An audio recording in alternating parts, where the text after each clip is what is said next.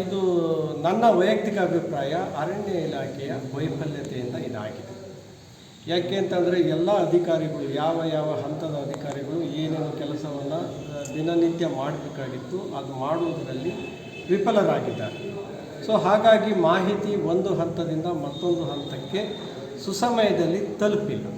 ಒಂದು ವೇಳೆ ಆ ಮಾಹಿತಿಯನ್ನು ಮೊದಲನೇ ಕಂಡಿದ್ದರೆ ಆ ಸತ್ತಂಥ ಹಸುವಿನ ಕಳೇಬರವನ್ನು ಡಿಸ್ಪೋಸ್ ಮಾಡಿದರೆ, ಬೆಂಕಿನಲ್ಲಿ ಬರ್ನ್ ಮಾಡೋದಾಗಲಿ ಅಥವಾ ಭೂಮಿನಲ್ಲಿ ಹೂಳುವುದಾಗಲಿ ಮಾಡಿದ್ದಿದ್ರೆ ಈ ಒಂದು ಅಪರಾಧ ಆಗ್ತದೆ. ಈ ಒಂದು ಅಪರಾಧ ಆಗಲಿಕ್ಕೆ ಕಾರಣ ಇನ್ಫಾರ್ಮೇಷನ್ ಫ್ಲೋ, ಅಂದರೆ ಮಾಹಿತಿಯ ಒಂದು ಹಂತದಿಂದ ಮತ್ತೊಂದು ಹಂತ ತಲುಪುವುದರಲ್ಲಿ ವಿಫಲವಾಗಿದೆ. ಸೊ ಹಾಗಾಗಿ ಒಟ್ಟಾರೆ ಅರಣ್ಯ ಇಲಾಖೆಯ ವೈಫಲ್ಯತೆ ಎದ್ದು ಕಾಣ್ತದೆ. ಒಂದು. ಎರಡನೇದು, ಈ ವೈಫಲ್ಯತೆಗೆ ಯಾರು ಕಾರಣಕರ್ತರಾಗಿದ್ದಾರೆ ಅವ್ರ ಮೇಲೆ ಕಾನೂನು ರೀತಿಯ ಕ್ರಮ ಆಗಿದೆ.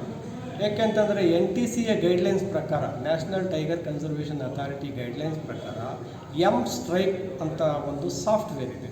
ಆ ಸಾಫ್ಟ್ವೇರ್ನಲ್ಲಿ ಏನೆಲ್ಲ ನಿಬಂಧನೆಗಳಿದ್ದಾವೆ ಆ ನಿಬಂಧನೆಗಳಂತೆಯೇ ನಮ್ಮ ಅಧಿಕಾರಿಗಳು ಕ್ಷೇತ್ರದಲ್ಲಿ ಕೆಲಸ ಮಾಡಬೇಕು.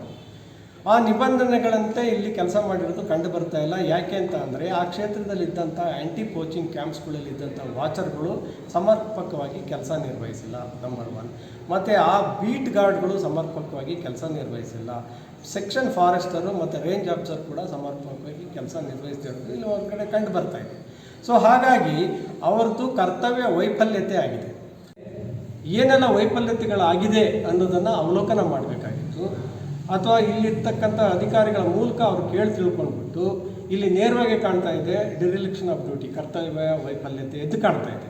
ಸೊ ಅವರು ಹೋಗ್ಲಿಕ್ಕೆ ನಾವು ಮುನ್ನ ಇಲ್ಲಿ ಕಾನೂನು ರೀತಿಯ ಕ್ರಮ ಜರುಗಿಸ್ಬೋದಾಗಿತ್ತು. RFOಗೆ ಮತ್ತು ಕೆಳಗಡೆ ಅಧಿಕಾರಿಗಳು ಯಾರು ಕರ್ತವ್ಯ ವೈಫಲ್ಯತೆಗಿದೆ ಅವ್ರ ಮೇಲೆ ಕ್ರಮ ಆಗಿ ಅವ್ರನ್ನ ಸಸ್ಪೆಂಡ್ ಮಾಡೇ ಹೋಗಬೇಕಾಗಿತ್ತು. ಅದು ಸಸ್ಪೆಂಡ್ ಮಾಡಿದ್ದಿದ್ರೆ ಇನ್ನೂ ಹೊಸ ಮೆಸೇಜ್ ಬೇರೆ ಎಲ್ಲ ಪ್ರದೇಶಗಳಿಗೆ ಹೋಗ್ತಾ ಇತ್ತು. ಇದು ಆಗಿಲ್ಲ. ಇದರಲ್ಲಿ ಸ್ವಲ್ಪ ನನಗೆ ವೈಫಲ್ಯತೆ ಕಾಣ್ತಾ ಇದೆ.